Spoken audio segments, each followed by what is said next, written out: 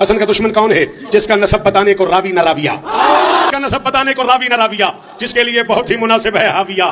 خود سوچ اس بشر کی نجاست کا زاویہ، تاریخ میں ہے نام ہی جس کا۔ رب العالمین والصلاة والسلام علی سید الانبیاء والمرسلین، اما بعد فاعوذ باللہ من الشیطان الرجیم، بسم اللہ الرحمن الرحیم۔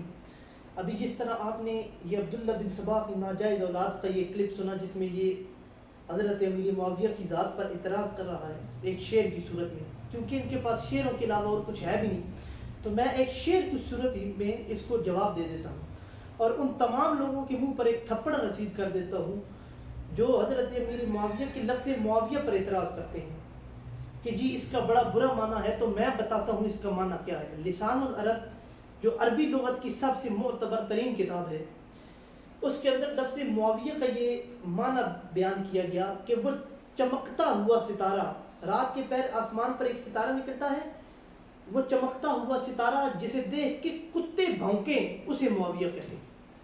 تو ستارے کو دیکھ کر کام کس کا ہے؟ بھونکنا کتوں کا، اور کتوں کے بھونکنے سے اس ستارے کی چمک میں کوئی کمی نہیں آتی۔ یہ بات سمجھ لیں۔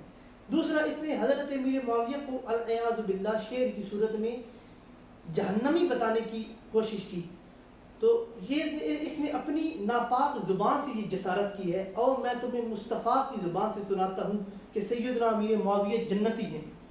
وہ کس طرح؟ بخاری شریف کی روایت ہے، نبی کریم نے فرمایا کہ سب سے پہلا بیڑی بیڑا، حضرت ام حرام فرماتی ہیں کہ سب سے پہلا پہلی بیڑا میں نے نبی کریم سے سنا، جو سمندر کے راستے جہاد کرے گا اس پر جنت واجب ہوگی، اور اس پہلے بحری بیڑے میں حضرت امیر معاویہ بھی شامل تھے۔ اب ہم ان خبیثوں کی مانیں یا اس رسول کی مانیں جس کو خدا نے ہدایت کے ساتھ بھیجا؟ تو سمجھ لے بات۔ پھر حضرت عمر بن خطاب، جن کے بارے میں نبی کریم نے فرمایا لو کان نبی بعدی لکان عمر بن خطاب، اگر میرے بعد کوئی نبی ہوتا تو وہ عمر بن خطاب ہوتا، جن کے بارے میں بالکل واضح الفاظ کے ساتھ حضور نے فرمایا۔ تو وہ فرماتے ہیں لا تذکروا معاویہ الا بخیر، البدایہ والنہایہ جلد 8 صفحہ نمبر 130 پر یہ روایت ہے کہ حضرت امیر معاویہ کا ذکر نہ کرو مگر خیر کے ساتھ، یعنی جب بھی اپنی زبان سے سیدنا معاویہ کا ذکر کرو تو اعتراض نہ کرو، تان نہ کرو، بلکہ خیر کے ساتھ ان کا ذکر کرو۔ آگے حضرت عبداللہ بن عباس رضی اللہ تعالیٰ عنہ جو آل رسول میں سے ہیں، ان کے پاس کچھ لوگ آئے اور کہا کہ حضور ہم 3 رکعت وتر پڑھتے ہیں اور حضرت امیر معاویہ 1 رکعت پڑھتے ہیں۔ تو انہوں نے فرمایا خاموش ہو جاؤ، وہ بے شک رسول اللہ کے صحابی ہیں، انہو فقیہ، اور بہت بڑے فقیہ ہیں۔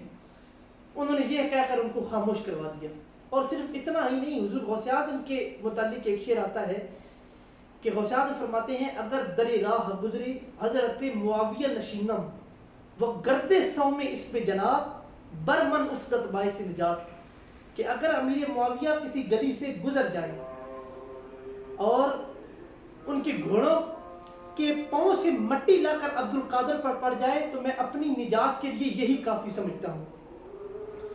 اور حضرت امیر معاویہ اور عمر بن عبدالعزیز کے متعلق ایک مجھے محدث سے ان سے پوچھا گیا کہ ان میں افضل کون ہے، مجھے اب ان کا نام ذہن میں نہیں آ رہا، تو انہوں نے کہا کہ امیر معاویہ نے جو رسول اللہ کے ساتھ جہاد کیا، جو گھوڑے کے سونگ سے مٹی لا کر ناک میں گئی نا، عمر بن عبدالعزیز اس کا مقابلہ بھی نہیں کر سکتے۔ تو صحابی کی ایک شان ہے، ایک مقام ہے۔ تو خدا کا واسطہ ان فرقہ واریت لوگوں سے بچیں، ایسا نہ ہو کل قبر کے اندر رسول اللہ آپ کا ساتھ چھوڑ جائے، کیونکہ جو نبی کریم کے صحابی کا ہی نہیں ساتھ دے رہا، کون صحابی جو نبی کریم کے ساتھ کئی جنگوں میں شریک ہوئے، اور حضرت امیر معاویہ پر اعتراض کرنا قرآن پر اعتراض کرنا ہے۔ آپ